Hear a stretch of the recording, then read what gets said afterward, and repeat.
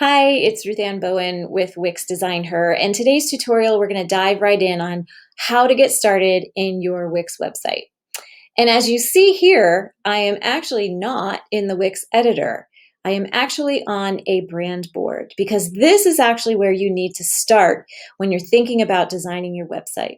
You need to give careful consideration to the colors that you're going to use, to the imagery that you're going to use, to the typography and different fonts that you're going to use, remembering to keep your fonts to 2 to 3, no more than that.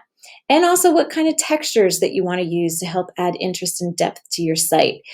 So as you're thinking about your colors, be thinking about your brand, be thinking about your brand personality and what colors best reflect that brand personality. What images best reflect your brand personality?